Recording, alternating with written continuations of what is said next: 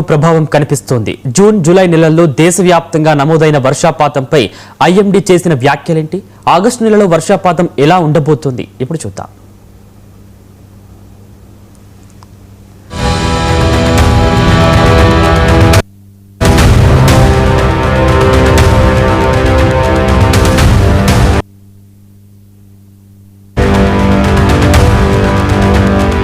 దేశంలో నైరుతి రుతుపవనాల కాలంలో ఆగస్టు నుంచి సెప్టెంబర్ వరకు ఉండే ద్వితీయార్ధంలో సాధారణం కంటే తక్కువ వర్షపాతం నమోదయ్యే అవకాశం ఉందని భారత వాతావరణ శాఖ వెల్లడించింది. ఈ మేరకు నెలవారీ అంచనాలను విడుదల చేసిన ఐఎండీ వర్షపాతం దీర్ఘకాలిక సగటులో 94% కంటే తక్కువగా ఉంటుందని తెలిపింది. ఎల్పీఏ అనేది ఒక నిర్దిష్ట ప్రాంతంలో నెల లేదా ఋతువు వంటి నిర్ణీత కాలంలో నమోదైన వర్షపాతం సగటును సూచిస్తుంది.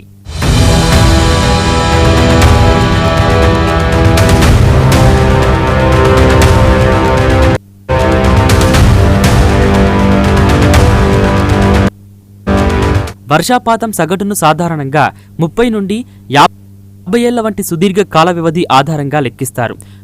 1971 నుండి 2020 వరకు ఉన్న గణాంకాల ఆధారంగా ఆగస్టు నుండి సెప్టెంబర్ వరకు దేశవ్యాప్తంగా నమోదయ్యే వర్షపాతం దీర్ఘకాలిక సగటు 422.8 మిల్లీమీటర్లు.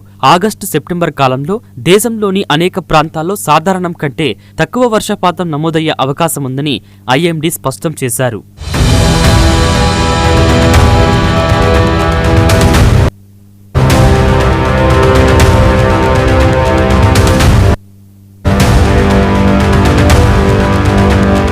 అయితే దక్షిణ భారతదేశం, మధ్య భారతదేశం, వాయువ్య భారతదేశంలోని ఉత్తర ప్రాంతాలు, తూర్పు, ఈశాన్య భారతదేశంలోని కొన్ని ప్రాంతాల్లో మాత్రం సాధారణం కంటే ఎక్కువ వర్షపాతం కురిసే అవకాశం ఉందని పేర్కొన్నారు.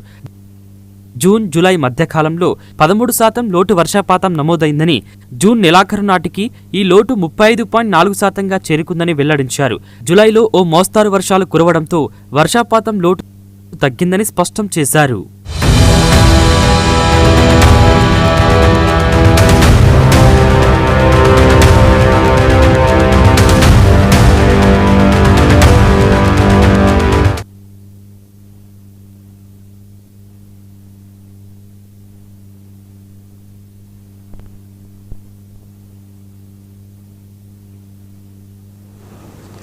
రాష్ట్ర సచివాలయంలో